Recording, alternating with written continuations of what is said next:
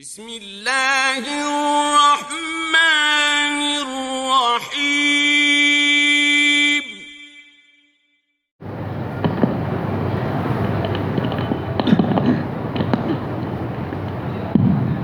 السلام علیکم ورحمۃ اللہ وبرکاتہ۔ اشہد ان لا الہ الا اللہ وحدہ لا شریک لہ واشہد ان محمدا عبدہ ورسولہ، اما بعد۔ قال اللہ سبحانہ وتعالی: لقد كان لكم في رسول الله اسوة حسنة لمن كان يرجو الله واليوم الآخر۔ محترم سامعین، اس سے پہلے ہم لوگوں نے اصحاب صفہ چبوترے والے صحابہ اکرام کے تعلق سے کچھ بنیادی باتیں سماعت فرمائی تھیں۔ مدینہ منورہ میں جب اللہ کے رسول صلی اللہ علیہ وسلم ہجرت کر چلے گئے تو وہاں پر اوس اور خزرج کے علاوہ 3 قسم کے قبیلے آباد تھے۔ ایک بنو نذیر، بنو قینوقاع، بنو قریظہ، یہودیوں کے 3 قبیلے آباد تھے۔ انشاءاللہ انہی 3 قبیلوں کے تعلق سے اختصاراً کچھ چیزیں ہم لوگ دیکھیں گے۔ سیرت رسول صلی اللہ علیہ وسلم میں ابھی ہمارے سامنے بہت سارے اہم موضوعات باقی ہیں، جیسے غزوہ بدر ہے، غزوہ احد ہے، غزوہ خندق ہے، غزوہ بنی مصطلق ہے، غزوہ حنین ہے، غزوہ تبوک ہے اور فتح مکہ ہے، اللہ کے رسول صلی اللہ علیہ وسلم کا حجۃ الوداع ہے اور آپ علیہ السلام کی وفات ہے۔ تو یہ نہایت اہم موضوعات ابھی ہمارے سامنے باقی ہیں۔ ایام کم ہیں، دن کم ہیں، موضوعات زیادہ ہیں۔ دعا کریں کہ اللہ رب العالمین جو ہے ہمیں اس بات کی توفیق دے کہ باختصار ان تمام چیزوں کا ہم احاطہ کر سکیں۔ اللہ کے رسول علیہ السلام جب مدینہ منورہ پہنچے تو 3 قبیلے وہاں پر آباد تھے۔ آپ علیہ السلام نے مسلمانوں میں اور ان تینوں قبائل میں کچھ عہد و پیمان اللہ کے رسول نے بنائے۔ دستور المدینہ جس کو کہتے ہیں، دستور المدینہ، کانسٹیٹیوشن آف مدینہ، کچھ ایسے رولز بنائے ہیں کہ اگر کوئی باہر والا شخص مدینہ پر حملہ کرنے آئے تو مسلمان اور یہودی دونوں مل کر اس کا دفاع کریں گے، اور اگر کوئی شخص ان کے کسی آدمی کو قتل کرے گا تو دونوں آپس میں مل کر جو ہے دیت ادا کریں گے۔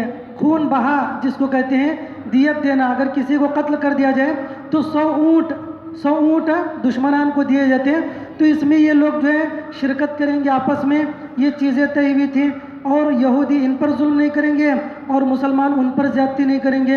وہ لوگ اپنے دین پر باقی رہیں گے، مسلمان اپنے دین پر باقی رہیں گے۔ اور آپس میں اگر مسلمان کسی باہر والے شخص کو پناہ دے دیں تو یہودی اس کے اوپر حملہ نہیں کریں گے، اور یہودی اگر کسی باہر والے شخص کو پناہ دے دیں تو مسلمان ان کے اوپر حملہ نہیں کریں گے۔ تو اس طرح تقریباً 70 کے قریب کچھ پوائنٹس تھے جن کے اوپر مسلمانوں نے اللہ کے رسول صلی اللہ علیہ وسلم نے مشرکین مکہ یہودیان سے معاہدہ کیا تھا۔ لیکن افسوس کی بات ہے کہ چند دنوں تک یہ معاہدہ چلتا رہا، اور ایک مدت کے بعد خود مدینہ کے یہودیوں نے اس عہد و پیمان کی خلاف ورزی کی، اور جو رولز پاس کیے گئے تھے، جو ریزولیشنز پاس کیے گئے تھے، اس کی مخالفت انہوں نے کی، اور اس میں صحابہ اکرام کو ستانا انہوں نے شروع کیا، مسلمانوں کو پریشان کرنا شروع کیا۔ نتیجے میں اللہ کے نبی علیہ السلام نے یہ کے بعد دیگرے بنو نذیر کو، بنو قریظہ کو اور بنو قینوقاع کو، ان تینوں کو مدینہ سے مار بھگا دیا، چونکہ مسلمانوں کی طاقت اور قوت بڑھ گئی تھی۔ اوس اور خزرج بھی مسلمان ہو چکے تھے، اور پھر مکہ سے آئے ہوئے مسلمانوں کی تعداد بھی بڑی تھی۔ تو اس طرح جو ہے مسلمانوں کی ایک شوکت مدینہ میں تھی، ایک طاقت مسلمانوں کی مدینہ منورہ کے اندر موجود تھی۔ باوجود اس کے صحابہ اکرام نے، مسلمانوں نے عہد و پیمان کیا کہ کہیں ان پر زیادتی نہ ہو جائے، لیکن ان لوگوں نے ان چیزوں پر عمل کرنے کے بجائے خود مسلمانوں کے خلاف انہوں نے ریشہ دوانیاں شروع کر دیں۔ سب سے پہلے بنو قینوقاع نے مسلمانوں کی خلاف ورزی کی۔ ان لوگوں نے جو عہد و پیمان کیا تھا کہ مسلمانوں کو تکلیف نہیں دیں گے اور مسلمانوں کے خلاف کوئی اندرونی کانسپریسی یا سازش نہیں کریں گے، اس کو انہوں نے چاک کر دیا، اس پر انہوں نے عمل نہیں کیا۔ انہوں نے دیکھا کہ غزوہ بدر کے اندر بدر کی کچھ تفصیلات آگے ہم لوگ انشاءاللہ پڑھیں گے، بدر اور احد وغیرہ کی. تو بدر میں جب مسلمانوں کو فتح ہوئی تو ان لوگوں کو بڑی تکلیف ہوئی، یہود کو بڑی تکلیف ہوئی، اندر سے وہ لوگ جلنے لگے اور انہوں نے صحابہ کرام کو پریشان کرنا شروع کیا. اور ایک حدیث میں، ایک روایت میں آتا ہے کہ ایک مسلمان خاتون کو بے حجاب انہوں نے کر دیا، ایک مسلمان خاتون کو انہوں نے بے حجاب کر دیا، جس کی وجہ سے مسلمان ان کے اوپر غصہ ہوئے اور ایک مسلمان نے ایک یہودی کے شخص کو قتل کر دیا، ایک یہودی شخص کو مسلمان نے قتل کر دیا. نتیجے میں کچھ یہودی ان کے اوپر حملہ کرنے کے لیے آئے اور صحابہ کرام نے ان کا محاصرہ کیا. تو شروعات جو ان لوگوں کی طرف سے ہوئی تھی، شروعات ان لوگوں کی طرف سے ہوئی کہ ایک بازار میں ایک خاتون کو انہوں نے بے حجاب کر دیا، بے پردہ کر دیا، جس کی وجہ سے اللہ کے نبی صلی اللہ علیہ وسلم کے ایک صحابی نے اس یہودی کو قتل کر دیا اور نتیجے میں دونوں قومیں آپس میں بھڑ گئیں اور اللہ کے رسول صلی اللہ علیہ وسلم نے چند لوگوں کو لے کر ان کے قلعے کا، ان کا جو قلعہ تھا بنو قینوقہ کا، اس قلعے کا محاصرہ کیا اور اس قلعے کو انہوں نے گھیر لیا اور کہا کہ ان کے جو لوگ قابل قتل ہیں، قابل جنگ ہیں، جنگ کر سکتے ہیں، ایسے لوگوں کو قتل کر دیا جائے گا، بوڑھے بچے اور عورتوں کو چھوڑ دیا جائے گا. یہ آپ علیہ الصلوۃ والسلام نے ان لوگوں کو دھمکی دی اور یہ کہلا بھیجا اور مسلمانوں کو بھی آپ علیہ الصلوۃ والسلام نے اس چیز کے لیے تیار کیا. تو اس پر بھی وہ لوگ بجائے نادم ہونے کے، شرمندہ ہونے کے، وہ لوگ خود نبی سے ڈٹ کر بات کرنے لگے، دھمکی آمیز لہجے میں وہ لوگ بات کرنے لگے، کہنے لگے یا محمد لا یغرنک من نفسک ان قتلت نفرا فی قریش کانوا اغمارا لا یعرفون القتال. کہنے لگے کہ محمد تم نے بدر میں جو فتح حاصل کی ہے، تمہارا پالا ایسے لوگوں سے پڑا تھا جو جنگ کرنا نہیں جانتے، جو قتال نہیں جانتے، ایسے لوگوں سے تمہارا سامنا پڑا ہے. اب تم یہ مت سمجھنا کہ تم ہم سے جیت جاؤ گے. انکا لو قاتلتنا لعرفت عنا نحن الناس وانک لم تلق مثلنا. اگر تم ہم سے مقابلہ کرو گے تو پتہ چلے گا کہ ہم بھی مرد ہیں. وَأَنَّكَ لَمْ تَلْقَ مِثْلَنَا، ہم جیسے لوگوں سے تمہارا کبھی سابقہ نہیں پڑا. اس طرح کی دھمکی انہوں نے اللہ کے رسول علیہ الصلوۃ والسلام کو دی. بدلے میں آپ علیہ الصلوۃ والسلام چونکہ کئی صحابہ کرام کو آپ لے کر گئے اور پورے قلعے کا آپ نے محاصرہ کر دیا، گھیر دیا کئی دنوں تک. بعض روایتوں میں آتا ہے کہ 8 دنوں تک اور بعض روایتوں میں 15 دن تک آپ علیہ الصلوۃ والسلام نے قلعے کو گھیر لیا اور اطراف سے صحابہ کرام ہتھیار لے کر جو کھڑے رہے کہ کوئی باہر آئے تو اس کو قتل کر دیا جائے. اس نیت سے، چونکہ ان لوگوں کی زیادتیاں حد سے تجاوز کر گئی تھی، لیکن ان لوگوں میں سے کسی کو ہمت نہیں ہوئی، کسی کو یہ ہمت نہیں تھی کہ وہ باہر آ کر مسلمانوں کا مقابلہ کر سکیں. اور اندرون قلعہ کب تک رہتے ہیں، کب تک اندرون قلعہ رہتے ہیں. بالآخر وہ لوگ جو ہے مجبور ہو گئے اور انہوں نے ہتھیار ڈال دیا اور کہا کہ اللہ کے رسول آپ جو شرط لگائیں گے وہ شرط ماننے کے لیے ہم تیار ہیں، بس ہماری جان بخش دیے، ہماری جان بخش دی جائے، ہم آپ کی بات سننے کے لیے تیار ہیں. تو اللہ کے صحابہ کرام میں بعض نے کہا کہ نہیں اب ان کو معاف نہیں کیا جائے گا، انہیں قتل کر دیا جائے گا. بعض نے کہا کہ نہیں کچھ ان لوگوں سے جو ہے فائن لے کر، کچھ دیت لے کر اور کچھ ان کا جو سامان وہ لے کر ان کو چھوڑ دیا جائے. بعض لوگوں نے کہا کہ نہیں ان کو مدینہ سے جلا وطن کر دیا جائے، مدینہ سے ان کو نکال دیا جائے. بالآخر آپ علیہ الصلوۃ والسلام نے اس مشورے کو پسند کیا اور ان لوگوں کو مدینہ سے نکال دیا گیا. بنو قینوقہ کو مدینہ سے باہر نکال دیا گیا، وہاں سے جلا وطن کر دیا گیا. بعض روایتوں میں آتا ہے کہ ان کو ملک شام کی طرف بھیج دیا گیا اور بعض روایتوں میں کہ خیبر کی طرف یہ لوگ چلے گئے. بالآخر یہاں سے انہیں مار بھگایا گیا. یہ بنو قینوقہ ایک مشہور قبیلہ تھا مدینہ منورہ کا. اس کے علاوہ ایک بڑا واقعہ جو ان ایام میں پیش آیا وہ کعب ابن اشرف کا قتل کا واقعہ ہے. کعب ابن اشرف بڑا مشہور شخص ہے جس نے اللہ کے رسول صلی اللہ علیہ وسلم کو بہت ستایا، پریشان کیا تھا اور ایک شاعر بھی تھا، بڑا مالدار آدمی تھا، مدینے کا بڑا مالدار تھا اور اسی کا ایک بہت بڑا قلعہ تھا. تو اللہ کے رسول صلی اللہ علیہ وسلم نے کہا کہ تم میں سے کون شخص ہے، صحابہ کرام سے کہا تم میں سے کون شخص ہے جو کعب ابن اشرف کو قتل کر دے. تو کئی صحابہ کرام تیار ہو گئے جن میں محمد ابن مسلمہ الانصاری رضی اللہ عنہ سب سے آگے بڑھ گئے اور چند صحابہ کو انہوں نے ساتھ لے کر اس کے قلعے میں داخل ہو گئے. جب قلعے میں داخل ہوئے تو داخل ہونے سے پہلے انہوں نے اللہ کے نبی علیہ السلام سے کہا تھا، اے اللہ کے رسول، یہ بڑا شاطر آدمی ہے، یہ اتنے جلد میرے بہکاوے میں آئے گا نہیں، آپ مجھے اجازت دیجئے کہ میں آپ کی شان میں کچھ بری بھلی باتیں کہوں، کچھ آپ کے بارے میں غیبت کروں۔ تو اللہ کے نبی نے کہا کہ فَهُوَ ذَاكَ، کہ جاؤ تمہیں اجازت ہے۔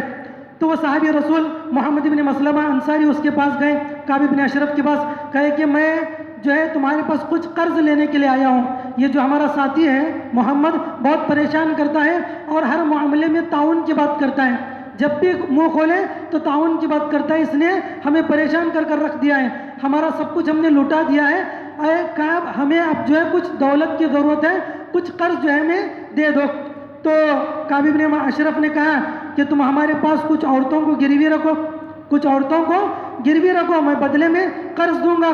تو کعب بن اشرف نے کہا، تو محمد بن مسلمہ نے کہا، اے کعب، یہ ہمارے لیے شائع نشان نہیں ہے کہ ہم عورتوں کو گروی رکھیں اور قرض لیں، ورنہ لوگ عرب میں بات کریں گے کہ دیکھو کچھ قرض کے لیے انہوں نے اپنی عورتوں کو گروی رکھ دیا۔ تو پھر اس نے کہا کہ نہیں، تم بچوں کو گروی رکھ دو۔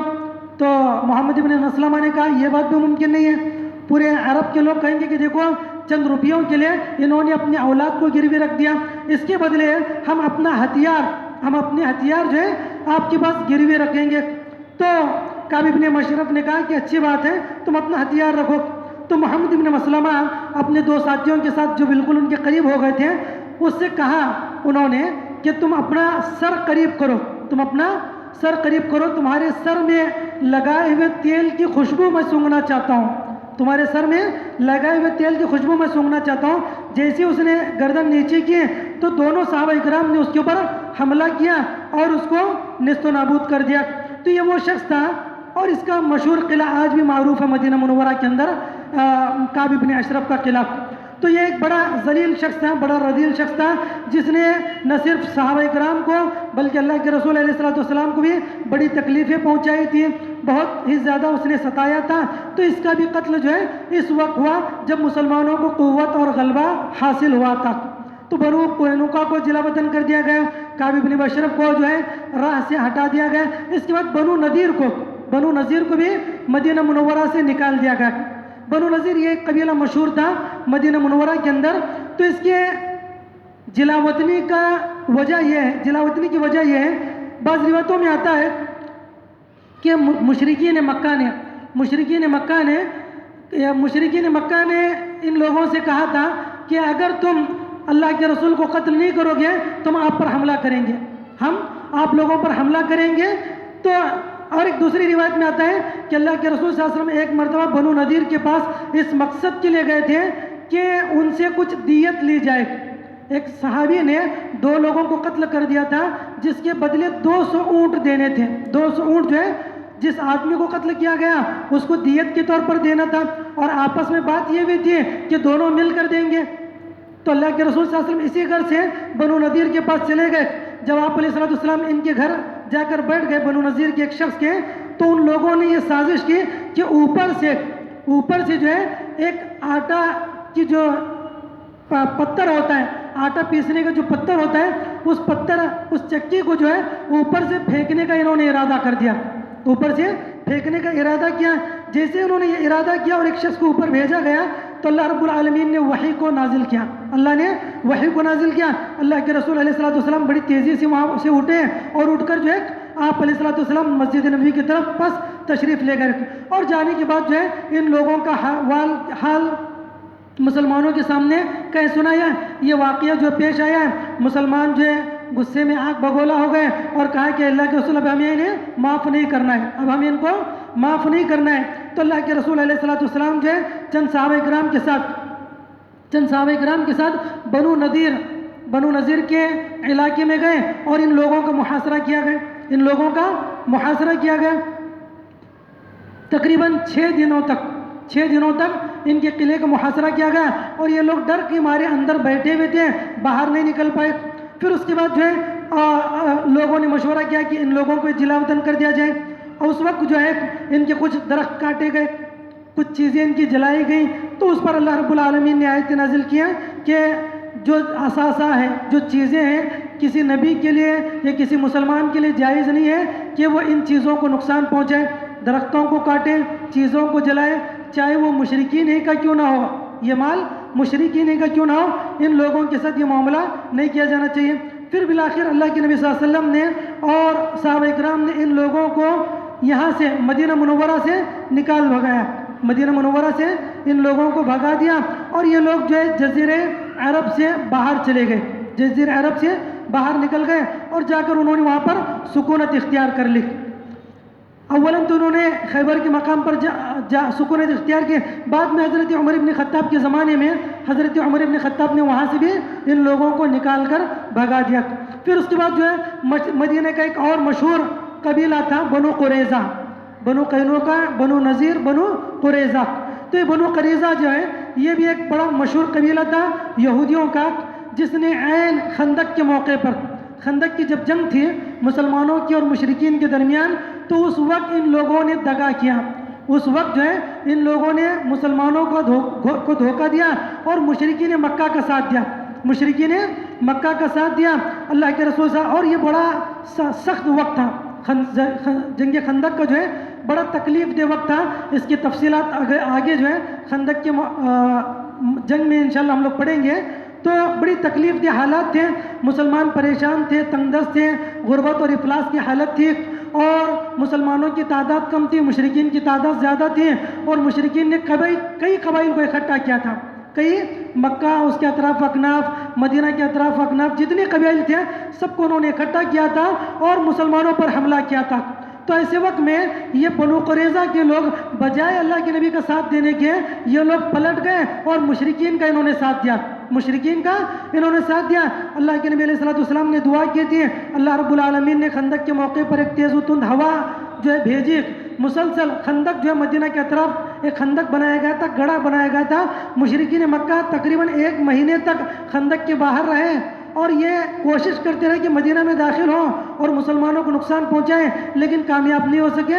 بالآخر 1 مہینے کے بعد وہ لوگ چلے گئے، 1 مہینے کے بعد یہ لوگ واپس ہو گئے۔ جب یہ لوگ واپس ہو گئے تو اللہ کے رسول صلی اللہ علیہ وسلم جو ہے سب سے پہلے آنے کے بعد بنو قریظہ کے پاس پہنچ گئے، بنو قریظہ جنہوں نے عین حالت جنگ میں غداری کی، مسلمانوں کو دھوکہ دیا تھا۔ اللہ کے رسول ہتھیار نکال رہے تھے تو اللہ نے فرمایا کہ کسی نبی کے لیے زیب نہیں دیتا کہ اس وقت تک اپنا ہتھیار نیچے رکھے جب تک کہ دشمنوں سے اپنا بدلہ نہ لے لے۔ تو اللہ کے رسول صلی اللہ علیہ وسلم جو ہے اس وقت کہے کہ تم میں سے کوئی بھی شخص اس وقت تک عصر کی نماز نہ پڑھے جب تک کہ بنو قریظہ کو نہ پہنچے، بنو قریظہ میں پہنچ کر عصر کی نماز پڑھنا۔ پھر صحابہ کرام جو ہے وہاں پر پہنچے اور پھر ان لوگوں کا احاطہ کیا گیا اور ان لوگوں کے ساتھ بھی وہی معاملہ ہوا، ان لوگوں کے ساتھ بھی وہی معاملہ ہوا کہ ان لوگوں کو جلا وطن کر دیا گیا۔ تو یہ مدینہ کے 3 بڑے مشہور قبیلے تھے، بنو نذیر، بنو قریظہ، بنو قینوقا، جن کو مدینہ سے مار بھگایا گیا۔ پھر اس کے بعد جو چند واقعات ہیں بدر و احد وغیرہ کے، انشاءاللہ اگلے دروس میں ہم لوگ ان چیزوں کو پڑھیں گے۔ اللہ تعالیٰ سے دعا اللہ میں کہنے سننے سے زیادہ عمل صالح کی توفیق نصیب فرمائے۔ اللہ رب العالمین تمام لوگوں کو نبی کریم صلی اللہ علیہ وسلم کی سیرت کو پڑھ کر اس پر عمل کرنے کی توفیق عطا فرمائے۔ آمین۔ السلام علیکم ورحمۃ اللہ وبرکاتہ۔